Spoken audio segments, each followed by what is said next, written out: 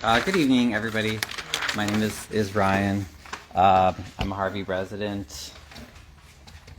I had a few concerns just passed on to me for parents and a lot of people that are working tonight. There was a heat was broken for a while at Angelou, and apparently was not reported, but I'm guessing it got fixed. So I just wanted to clarify that.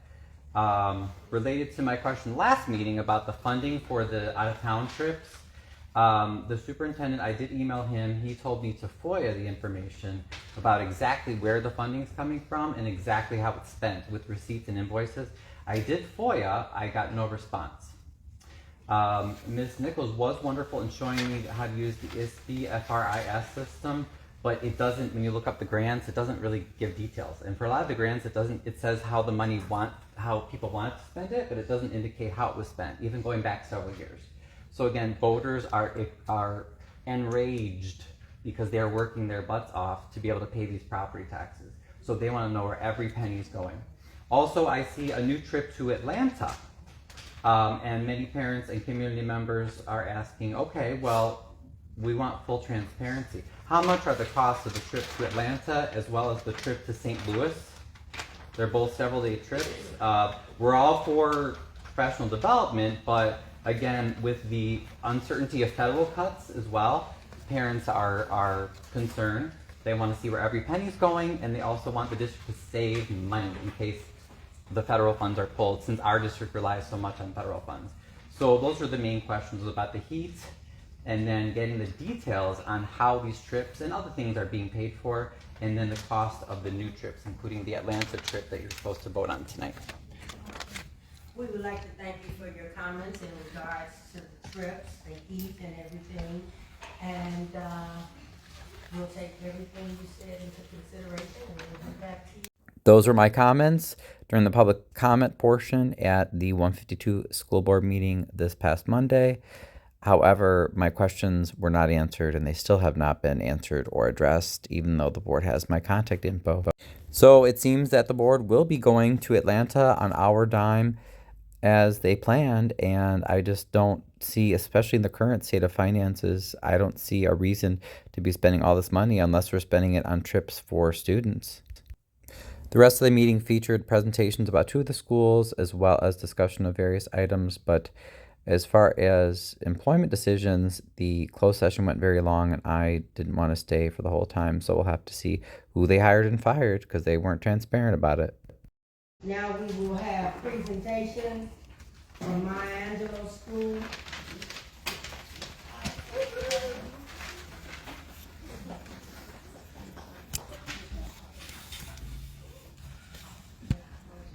Hello everybody and hello Board of Education. Welcome to our data presentation. I'm Julie Mahoney, the principal at Mar17 School.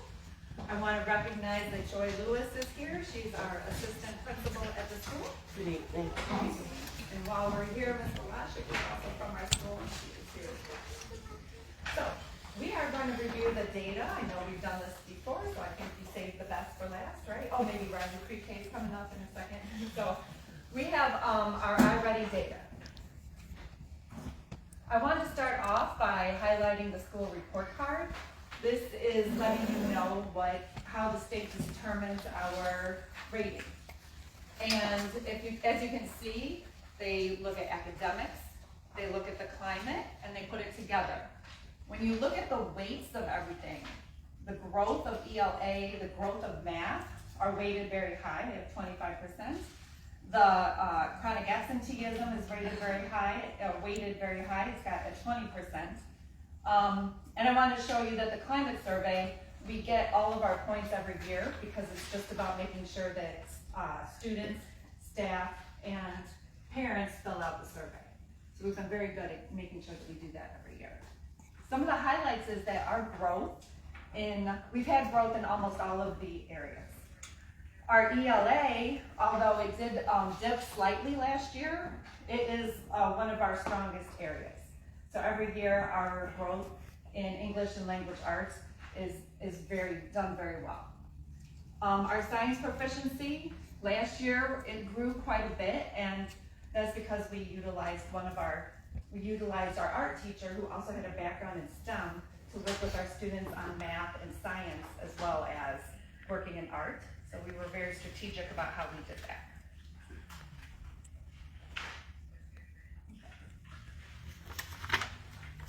So these are I don't know why the N all of a sudden moved, I haven't done that before, but this is our kindergarten data.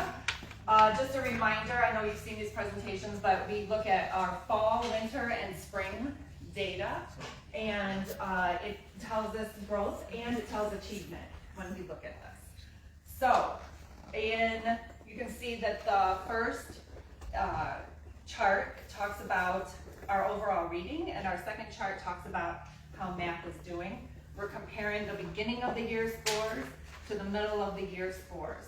This is kindergarten, and we didn't have anybody 2 grade levels below, but we did have a lot of students come in 1 grade level below. One reason that we have that going on is in kindergarten, it's the first year that students are actually using technology. Our Riley programs don't use technology. So the students are not used to using that technology, and so this is where the scores end up falling. They get better and better at it. We ask them to practice during that kindergarten year. But we still had growth. In first grade, we had students coming in. One of the things that, we want to work on first grade, but one of the things that we're doing this year to help first grade next year is working with our 95% phonics program. The state has asked for us to have literacy programs, like they are building their literacy program, and the 95% phonics program is going to be better than what we had because it's really explicitly teaching the phonics for the students. And she has said that in kindergarten, oftentimes they're memorizing, but starting this year, they're actually applying skills in that phonics area. So we are going to see some better, so she said we are going to see some better growth coming up next year in the first grade, because they're actually going to have those skills as opposed to just memorization. In second grade, you can see this is one of our strongest collaborative teams. And so in the reading, we have a great reduction from the beginning of the year to the middle of the year in our red. Those students are moving along the continuum of achievement and growth. We also saw it almost reduced by half over in math, and again, the students are moving along that continuum of growth, getting better and better. In third grade, we also saw some decrease. I want to highlight that we got some mid and average level going from 0 up to 8%. So students are increasing in their areas. In fourth grade, you can see again, we are taking students. We have work to do, but we are taking these students, reduced from 50 to 28. That's almost half of growth, and that was just in the first part of the year. So they're moving along the continuum as well. In fifth grade, you can see that while we had nobody mid or above grade level, we ended up with 11% of our students at mid or above grade level. And when you look at math, our students went from 78% all the way down to 37%. That's almost a 2/3 reduction in the number of students that are at that area. And they are moving up along the continuum in fifth grade. Some of the key takeaways that you can see in Maya Angelou is that we are overall, our grade placement has significantly decreased in those below categories. And our mid and on grade levels have doubled. In math, we have pretty much the same thing in that we have significantly decreased those below grade level categories, and our growth in the mid and above level categories is growing. One strategy that we're implementing is our coaching. We're doing a lot of coaching in 95% phonics, as I mentioned. Not only kindergarten, but throughout all grade levels are getting that coaching. Eureka Math, we're getting coaching in that so that we can more strongly utilize the curriculum materials that we have.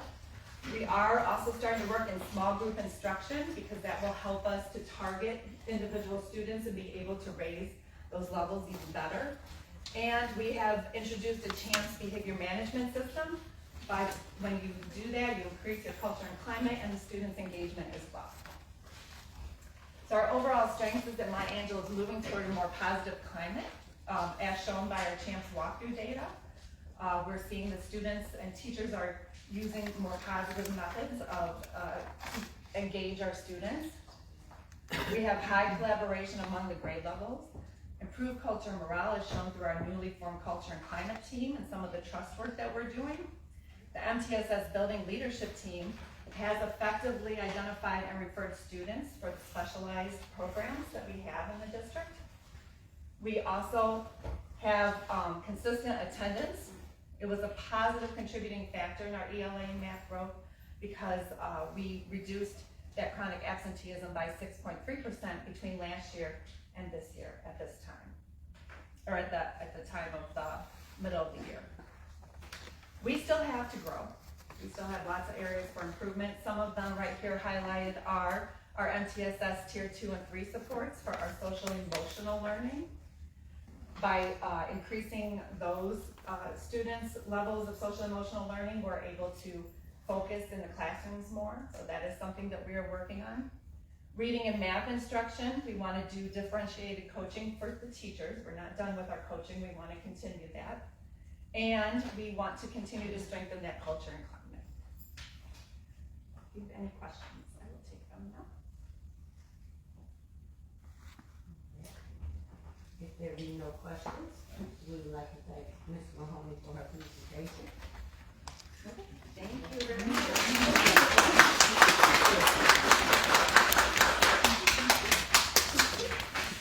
Next, we have our pre-K achievement data.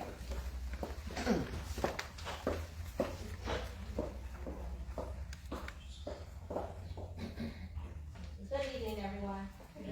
My name is Brandy Kirkland. I am the instructional leader for the preschool program. As you can see, the different mascots on here because we are no longer Riley. We are a part of the schools, and so I have all of our mascots representing our Harvey preschool program. So I want to start off by going through the data for our preschool program. I want you to take a look at this. Our data looks a little bit different than the upper grades. So we focus on the whole child. And as you can see, we start with exceeding expectations, meeting expectations, and below expectations. So these are the different areas that we focus on throughout the school year. Social, emotional, physical, language, cognitive literacy, and math. And this is our quarterly data, beginning with quarter 1, quarter 2, and I'm excited about quarter 3 because we just had checkpoints on last Friday.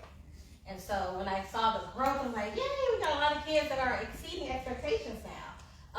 So if you look at the bottom here, the below expectations, in quarter 1, we had 79.23% for social emotional that were below. And now we're at 30.66. If you look at all the numbers in the below, we had some high numbers. This is when they had no instruction at all, even in math, 85.94%. And as you can see, those numbers are decreasing, and that's what we want to see. So all of our numbers are going down. Exceeding. In the beginning, we had no one, right? In quarter 2, you can see some percentages. They're going up, and then again, they're going up. And so this is what we want to see with our data. And then the meeting expectations. Social emotional, 20.77%, and now we're at 64.96.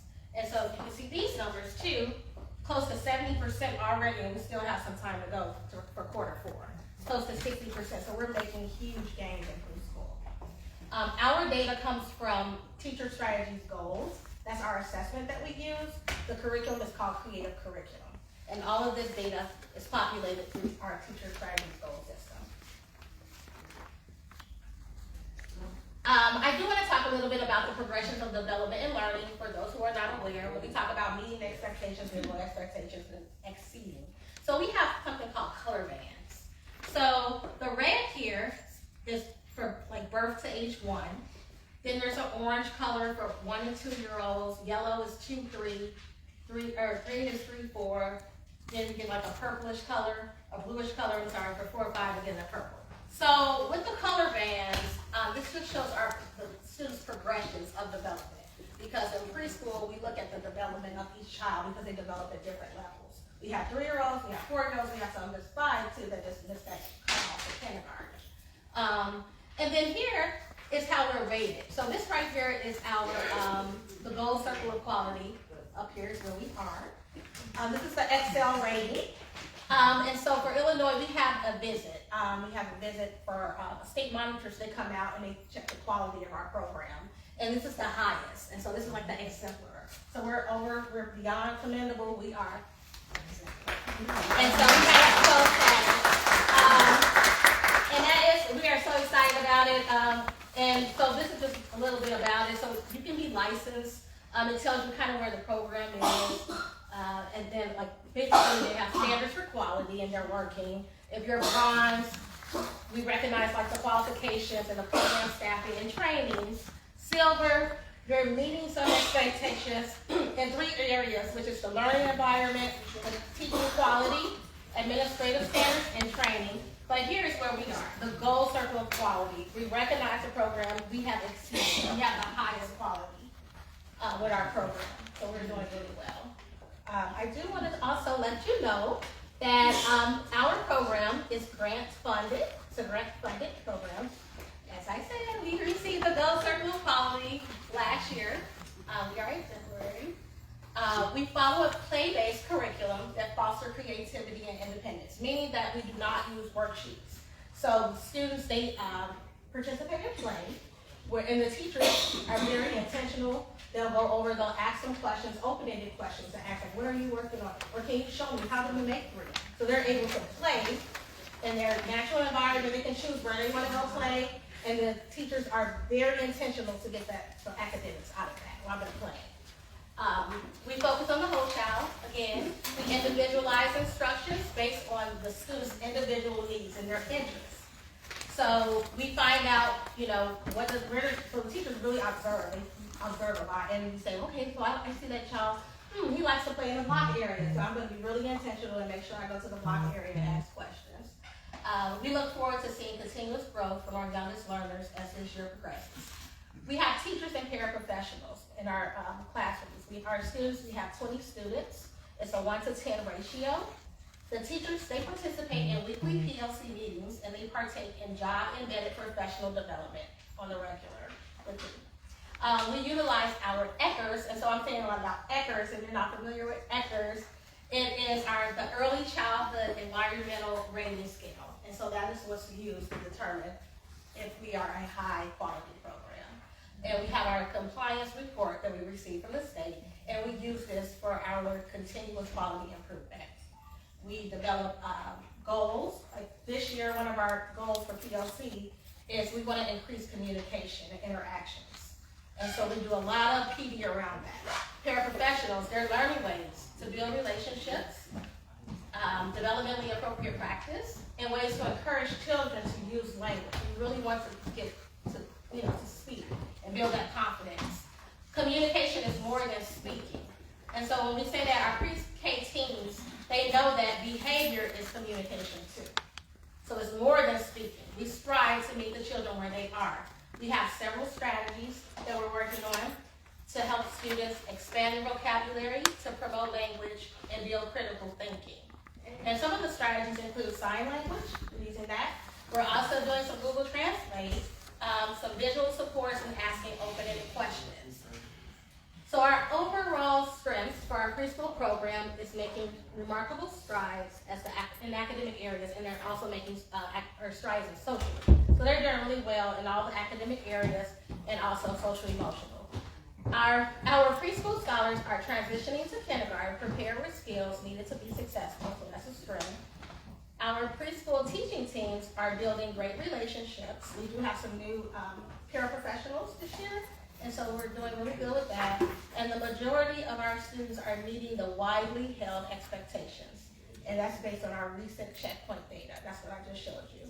And so our overall opportunities for improvement is data analysis. One of the things that we're working on now is to utilize the reports that we do have in teacher strategies goals. We want to use those weekly to inform our planning and take a quick pulse check to see where the class is at any given time.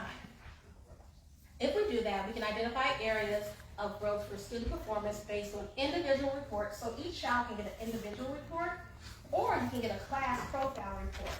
And so the teachers are being really reflective with that, because we use those individual reports to individualize, but I really want them to take a look at that class profile, and that's what we're working on. Because it may be just their teaching practice. You have to be reflective. Maybe if everyone is struggling in this area, hey, it might be a teacher. I gotta figure out another strategy.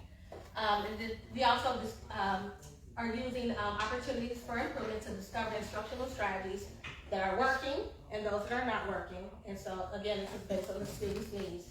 And the ERS, which is just the environmental rating scale, ECRS. Identify professional development teachers need to support student achievement. All staff who work for preschool need training on the curriculum. Assessment and pyramid model. So pyramid model is something that we use. It's not quite like CHAMPS. It's developmentally appropriate for our kids. And the pyramid model, it helps to alleviate, and it's really proactive to decrease challenging behaviors. That's basically what it is. The pyramid model, it talks about ways to build relationships, proper ways to for interactions, teacher-child, teacher-teacher, staff, just everyone in general. The relationships are very important. And then allocate uninterrupted time in the morning for teaching teams to plan, input, and analyze student data. We always can work on our attendance. We want to increase our family engagement and the enrollment. So those are areas that we need to really work on to continue work. Are there any questions?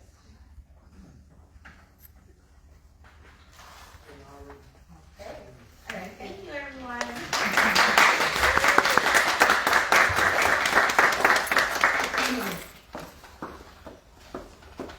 Next, we have the Board of Education meeting minutes, the regular meeting, February 18, 25. So moved. Second. Call the roll. Ms. Cameron. Aye. Ms. Contreras. Aye. Ms. Nesbit. Aye. Mr. Whittington. Aye. President Gardner. Aye. Motion carried. All right, next we have our business operations report from Ms. Nichols. Good evening, board members, staff members, and guests. The monthly report for February 2025 is in your packet. You all have the executive summary, the revenue report, the expenditure report, as well as the fund balance report. The executive summary for February 2025 reflects a beginning balance of $35,851,653,000.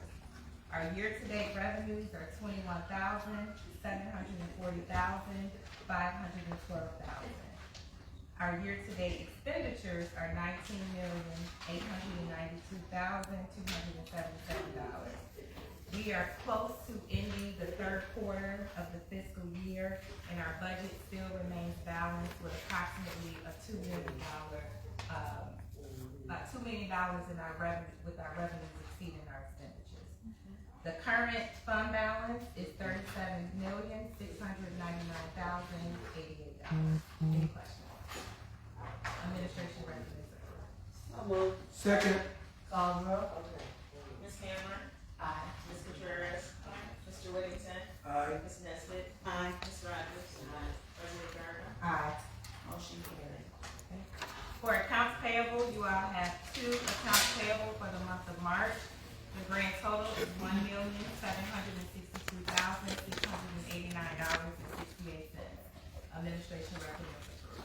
So moved. Second. Call the roll. Ms. Rogers. Ms. Cameron. Aye. Mr. Whittington. Aye. Ms. Contreras. Ms. Nesbit. President Gardner. Aye. Motion carried. For February 2025 payroll, there were 5 payrolls.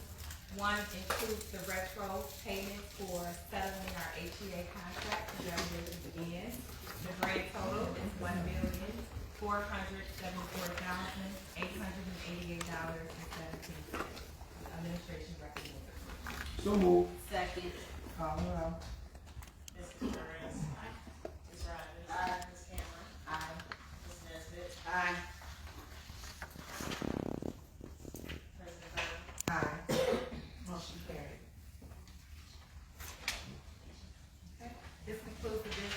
operation report for the month of March 2025. Correction. No, she, I mean, you know, not the. Did you not, you ain't got me? Mr. Whittington. Verbal. Yes.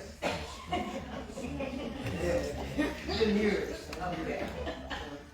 There was another mistake, I did not, do correspondence. Do we have any correspondence? No. Okay, and there's no president reports.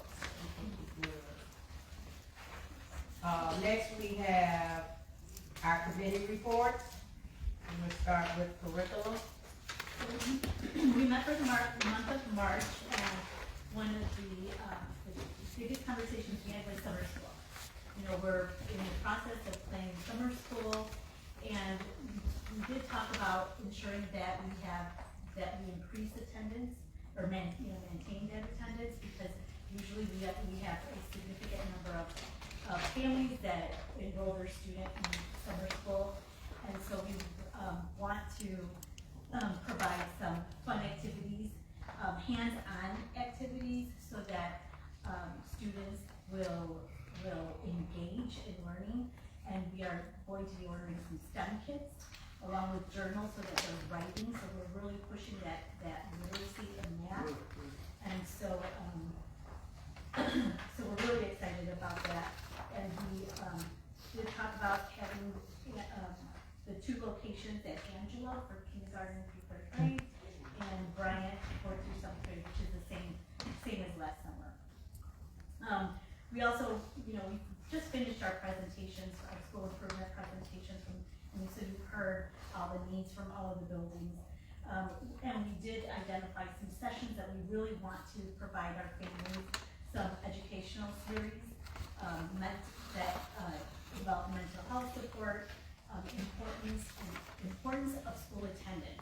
We see that is an area where we really need to significantly improve, because it really does affect the designations. And also supporting our students to create a pathway to college. It's never too early to work with our families and our students on creating that pathway. So we're really looking at outside activities to support them, to do some family sessions, whether they're in person or online.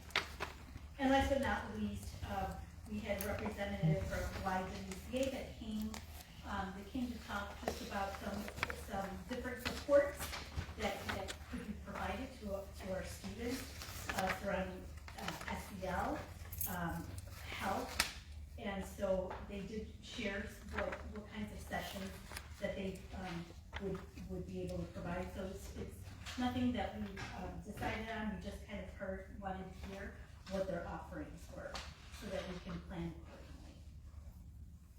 And that's it. The committee does recommend approval for summer school programming. I move we accept the minutes as presented. Second. Call roll. Ms. Rogers? Aye. Mr. Whittington? Aye. Ms. Cameron? Aye. Ms. Nesbit? Aye. Ms. Contreras? Aye. Ms. McGurran? Aye. Motion carried. There was no, feedback. Are we gonna do it now? Okay. All right, can I get a motion to approve the summer school program? Someone. I mean, second. Call the roll. Ms. Contreras? Aye. Ms. Cameron? Aye. Mr. Whittington? Aye. Ms. Nesbit? Aye. Ms. Rogers? Aye. President Gardner? Aye. Motion carried. As I said, DTAC finance report, please. Finance Committee met on March 4th, 2025. The meeting was called to order at 3:13 p.m. Present were myself, Dr. Lawrence, Ms. Nichols, Ms. Garcia, Mr. Herrera, Mr. Daniel. First item, transportation bid. The bid notice has been posted and there is a pre-bid meeting scheduled for March 11, 2025. The bid hearing will take place on April 1st, where all sealed bids will be open. The district is seeking bids for 9 single routes and 3 double routes for regular transportation and 3 in-district special education routes, totaling 15 routes. The out-of-district routes may fluctuate depending on service needs for the next year. Pricing adjustments will be made accordingly. Consideration is also being given to consolidating in-district special education transportation to improve efficiency and reduce maintenance costs. Next item, Brooks HVAC systems updates. Precision is currently working on the air handling units at Brooks with new coil installations underway. During this process, suspected asbestos was discovered in the pipe installation. Petron conducted testing and confirmed the presence of asbestos. In compliance with IDPH guidelines, the removal process must be monitored and reported. The bank is scheduled for spring break in mid-April as the cost falls below the bid threshold of $50,000. A formal bid was not required, though 3 quotes were obtained. M&O was the lowest quote at $24,000. Also due to the filing with IDPH, it is required that a formal design be prepared and that a consultant complete third-party air testing and observation. Background's proposal for this work is also attached for $10,795. Next item, monthly finance report. The monthly finance report was not available at the time of the meeting due to the early finance meeting schedule. The final report reflecting February 28th expenditures and revenues will be presented at the upcoming board meeting. Next item, monthly student activity report. The student activity report for the month included a total of 9 to 10 transactions, primarily related to fundraising efforts. The overall balance saw an increase of approximately $2,000. Beginning balance $10,385.68. Ending balance $12,335.45. Next item, monthly food service report. The food service report reflected February's activity. Several new menu items such as sweet and sour chicken and Mardi Gras chicken have been introduced. Student participation has risen to approximately 1,200 meals. No complaints have been received regarding the quality or appeal of the food. The food service provider has been responsive to prior concerns, implementing changes to improve satisfaction. The district will continue monitoring performance to determine if rebidding is necessary in the future. Next item, monthly building and grounds report. Several maintenance tasks were completed, including repairs to door locks and ceiling tile replacements. The boys' restroom sink at Brooks requires replacement. Though the part needed is obsolete. Options are being considered, including repurposing the sink from Sandberg. Last item, monthly technology report. Mr. Herrera presented the monthly technology report and shared the following technology updates, include ongoing maintenance of security cameras and alarm systems and website updates. The district is renewing its internet services with Illinois increasing bandwidth to 2 Gbps. The E-rate budget of $121,158.73 will be used to acquire new access points and installation services for 3 schools, with bidding still in progress. Spyglass has been engaged to audit phone and cell phone bills for potential cost savings. There was discussion of the Conica Minolta proposal regarding the implementation of the paper-cut software. Ongoing, the software will enhance printing management, including phone book compatibility, cloud hosting, and integration with Google Drive and P-cards. The district will enter a 3-year contract with paper-cut services at a cost of $14,574.50. Covering all district copiers. The meeting adjourned at 3:29 p.m. I move that we accept the minutes as presented. So moved. Second. Roll. Ms. Riders, Ms. Cameron. Aye. Mr. Flores. Aye. Ms. Nesbit. Aye. Mr. Wilson. Aye. Mr. Rivera. Aye. Motion carried. Action item. The committee recommends approval for the M&O proposal in the amount of $24,000. So moved. Second. Roll. Mr. Wilson. Aye. Ms. Nesbit. Aye. Mr. Flores. Aye. Ms. Cameron. Aye. Ms. Riders. President Gardner. Aye. Motion carried. The committee recommends approval for the pet crime proposal in the amount of $10,795. So moved. Second. Mr. Flores. Aye. Ms. Cameron. Aye. Ms. Nesbit. Aye. Ms. Riders. Mr. Wilson. Aye. President Gardner. Aye. Motion carried. The committee recommends approval for the 3-year Costa Minolta agreement in the amount of $14,573.50. Second. Roll. Ms. Cameron. Aye. Ms. Riders. Mr. Wilson. Aye. Ms. Nesbit. Aye. Mr. Flores. President Gardner. Aye. Motion carried. Next we have, personnel. The Personnel Committee met on March 5th. The meeting was called to order at 11:41 a.m. Present was Ms. Rogers, Mr. Whittington, Dr. Lawrence, myself, and Ms. Thomas. Discussion of retirements, appointments, and resignations. We also discussed the HR initiatives and improvements. These are outlined in your packet for you all to review. And the final item was the MetLife insurance. The district received a letter of apology from MetLife regarding the situation with the district's dental and vision insurance program. We've had issues with MetLife throughout the year regarding coverage, which resulted from a third-party vendor, and they have corrected the issue. So they wanted to make sure that we received an apology letter that will be shared with the entire staff for any inconvenience that was caused. We also discussed the 25-26 staffing plan. That is still a work in progress, so the final recommendation will be shared with the board next month. The meeting was adjourned at 12:42 p.m. You accept the minutes as read? So moved. Call the roll. Mr. Whittington. Aye. Ms. Contreras. Aye. Ms. Nesbit. Aye. Ms. Rogers. Ms. Cameron. Aye. President Gardner. Aye. Motion carried. Okay, we have some action items here, personnel. There's one retirement. The committee recommends approval of Jane Doherty, health assistant, retirement effective the end of the 2024-2025 school year. So moved. Second. Call the roll. Ms. Rogers. Aye. Mr. Whittington. Aye. Ms. Contreras. Aye. Ms. Cameron. Aye. Ms. Nesbit. Aye. President Gardner. Aye. Motion carried. The committee recommends approval of the following appointments. Laura Edwards-Towns, EL Resource Teacher at Brooks, effective March 18, 2025.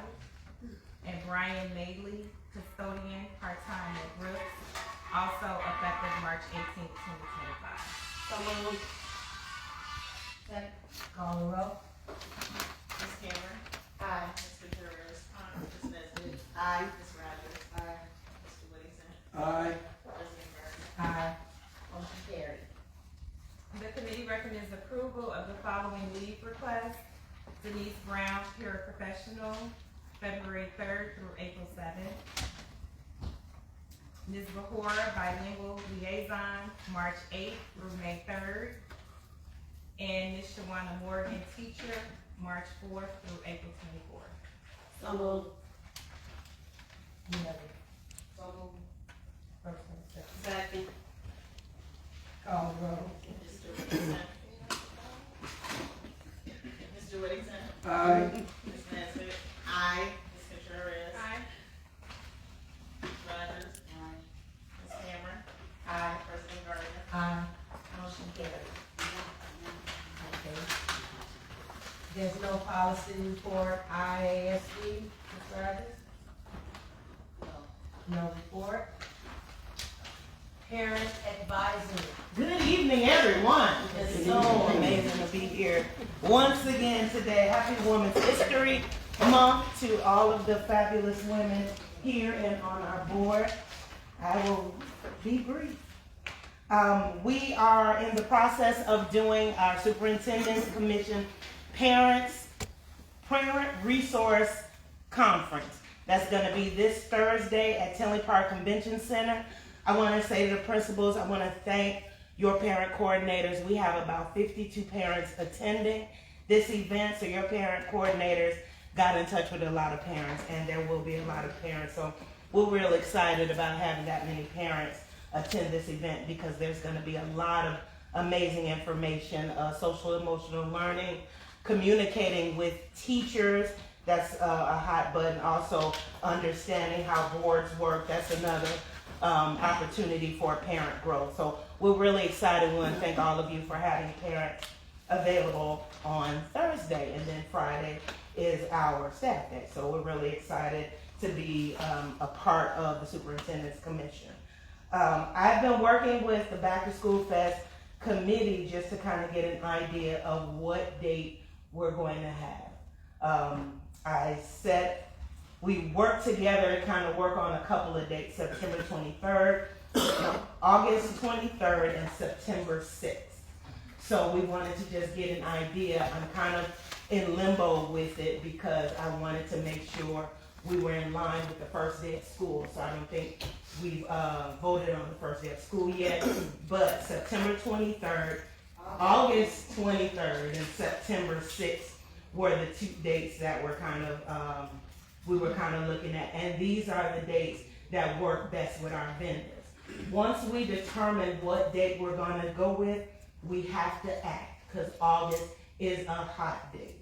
And he's holding the date for us just because of relationship. So when we figure out what we're gonna do and what date we're gonna use, we have to act immediately in solidifying that date if we want to keep it, because he's just holding it for us because of our relationship.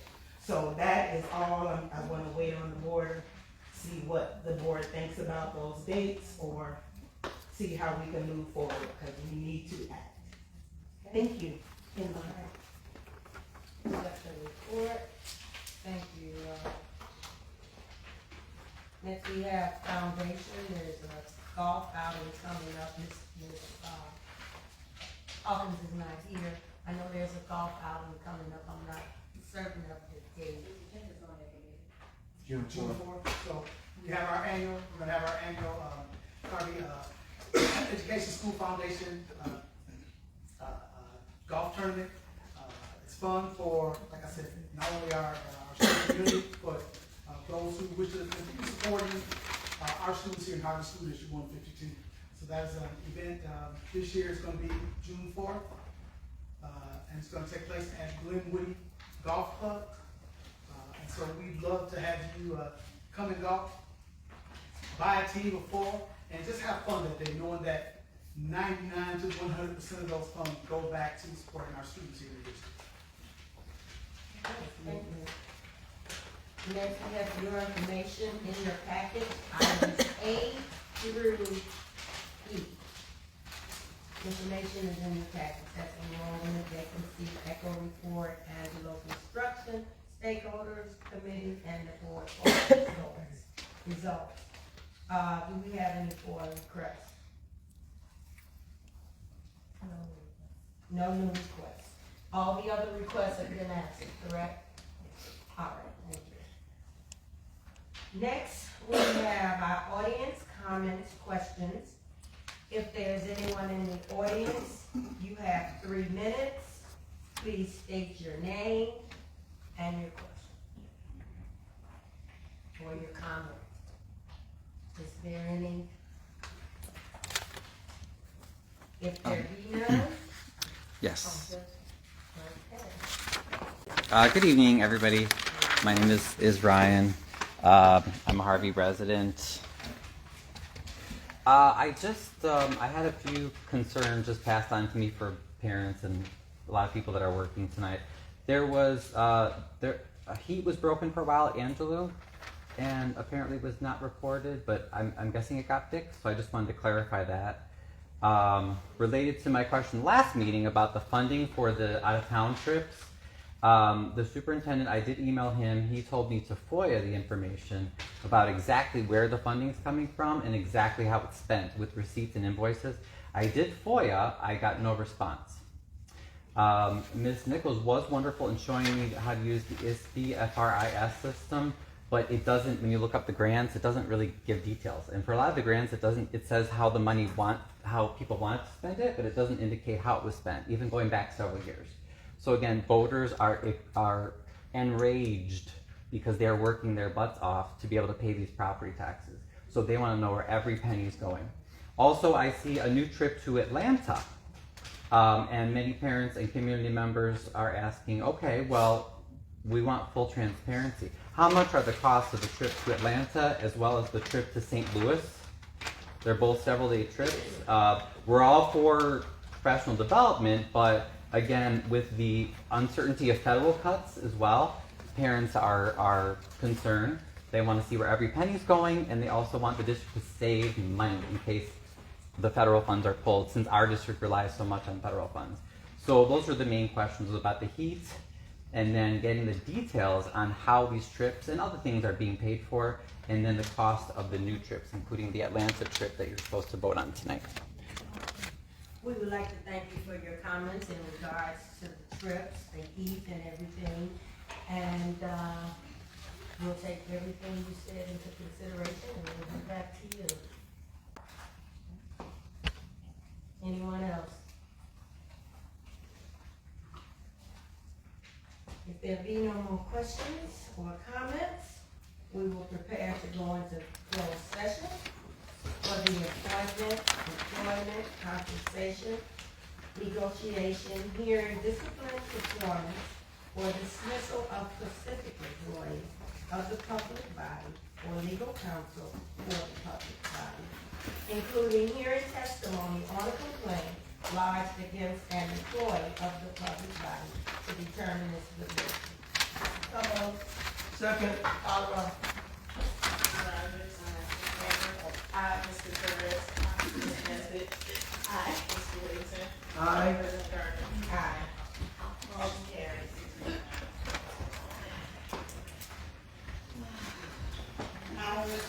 I'm with you. Okay, so now they're going to go into closed session.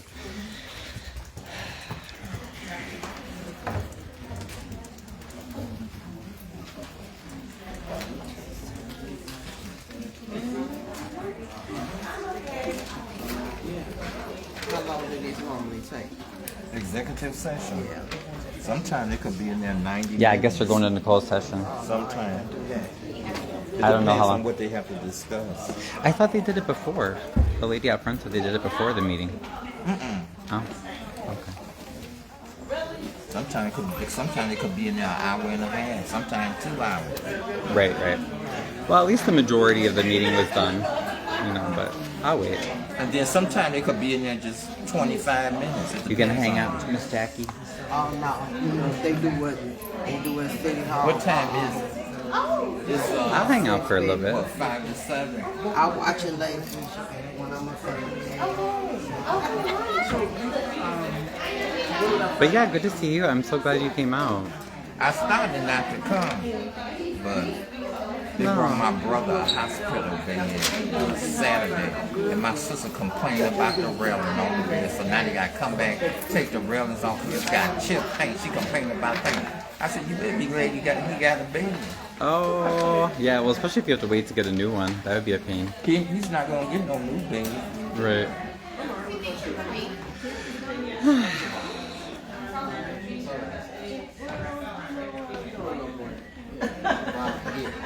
Well, if nothing else, it's a good way to see neighbors, Otherwise, some people I rarely see. And the board took quite a long time. I believe it was an hour and a half, at least to 2 hours, where I was waiting. They were deciding who they're firing and hiring on again for next year, I believe. So for the rest of the meeting, the Harvey World Herald does have the full recording, but I wasn't going to continue waiting that long. So for the rest, definitely feel free to see the Harvey World Herald because I'd like to see who all got hired and fired or rehired and fired for next year. One thing I thought that was interesting that different from District 147 is that they did not have the names of who they were voting to hire and fire on the agenda.